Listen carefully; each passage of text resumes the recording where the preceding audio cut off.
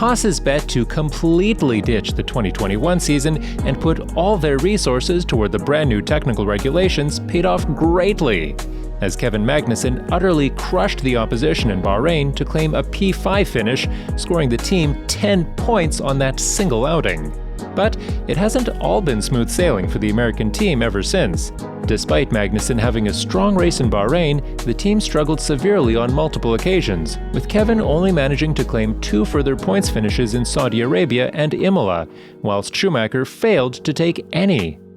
Haas have been faced with added scrutiny, with multiple teams suggesting that the team's sudden upswing in performance is only related to that of Ferrari, as they brought Haas's links to their engine supplier into question, given the two teams share a wind tunnel facility. But Haas's issues did not end with the cheating allegations. The team dropped their last year's driver, Nikita Mazepin, in the midst of Barcelona testing, following his loss of financial backing after Russia's invasion of Ukraine. Haas are now being sued by Mazepin, who demands the $13 million in Ural-Kali sponsorship money be refunded, something Haas quickly dismissed as they launched a countersuit, demanding a further compensation of $8.6 million for what they deemed to be a loss of profits had the partnership continued. But if you thought the cheating allegations, combined with the ongoing legal tussles with Mazepin, are all there is to the story, you're far from correct, as Haas have most importantly been faced with gremlins on track, particularly with Mick Schumacher, with the tension down at the Haas garage quickly rising as the German currently sits 14-0 in points compared to teammate Magnussen.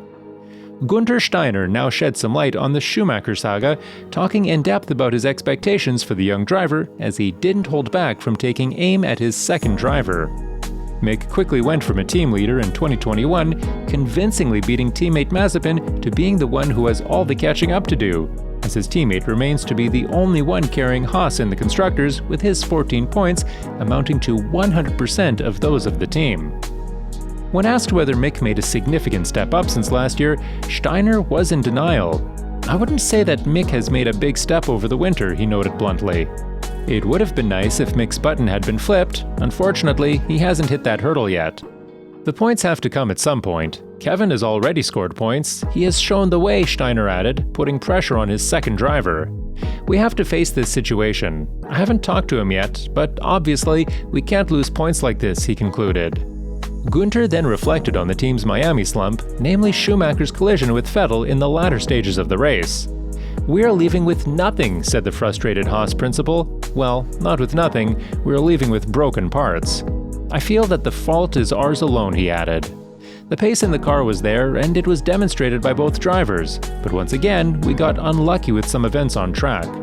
It's disappointing to look like you were going to come away with points, and then not. Mick's incident with Sebastian took care of that, unfortunately.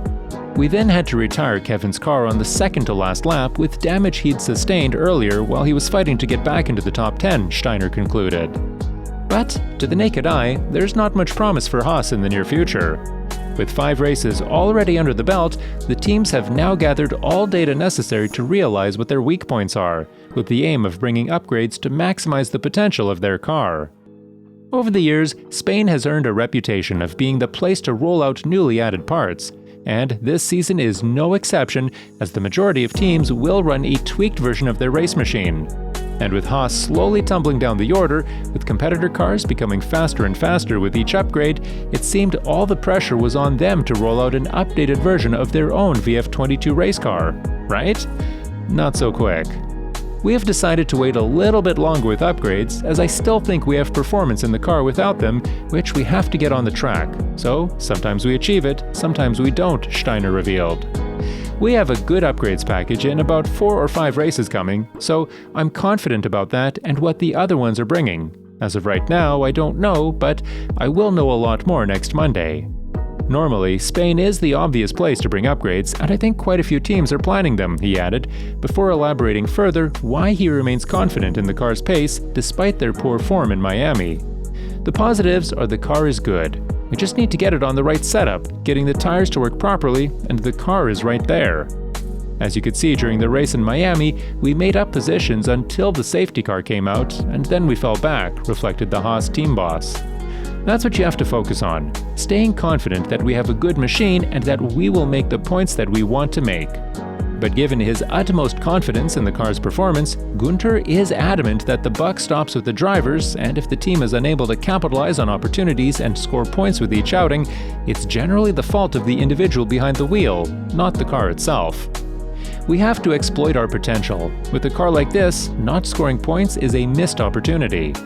But that reality could change very quickly for Haas. If rival teams such as Alfa Romeo, McLaren, and Alpine keep upgrading their race cars, and Haas stick to their plan of ruling out upgrades in 4 to 5 races' time, their competitors could quickly find themselves miles ahead of Haas, pulling away in the standings as Haas keep waiting for their upgrade package to arrive. Something Steiner is well aware of.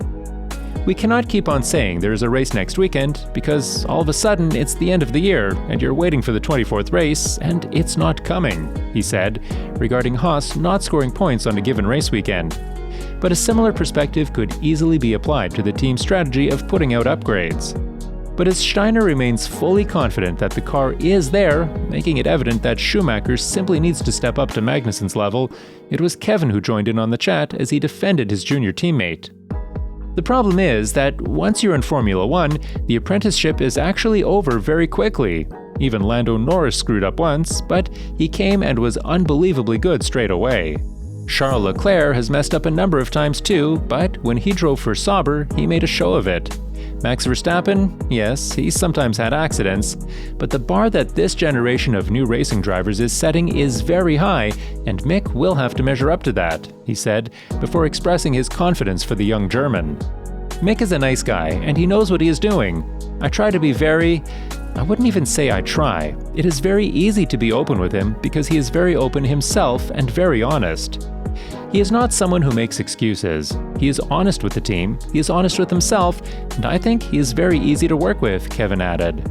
The team likes him, and he is a great driver.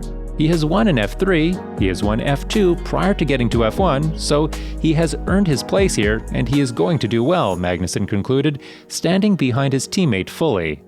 But Steiner also had words of encouragement for a second driver after all, admitting all he needs to improve is a single clean point-scoring weekend, as he believes overcoming that hurdle of still having 0 points to his name will only allow Schumacher to excel and take the weight off his shoulders. Once he scores his first points, normally things get easier because you have overcome a hurdle, and it motivates you to get on to better things, he said, before confessing overtaking specifically is the main area to blame for Schumacher's lack of results. It's new for him to use the car for an overtaking maneuver. Last season, we only drove behind, and he was too rarely able to do that. He wants to get better, and that's why he invests so much time, Guenther Steiner concluded on a positive note, standing behind his driver. So, whilst Schumacher hasn't necessarily hit the grounds running compared to Magnussen, it is nice to see that he has the full support of his team nevertheless, with each member believing his first point-scoring finish is just around the corner. But we want to know what you guys think. Do you think Schumacher merits his place in Formula 1? What would you do if you were Guenther Steiner? Would you keep him for a few more years, or would you seek opportunities elsewhere, with talent like Oscar Piastri awkwardly waiting at the sidelines? And do you think Haas will retain Schumacher in 2023? Let us know in the comments down below. We've let YouTube decide which video of ours you would enjoy watching next the most based on your own unique watching habits and preferences. Let's see if they are right.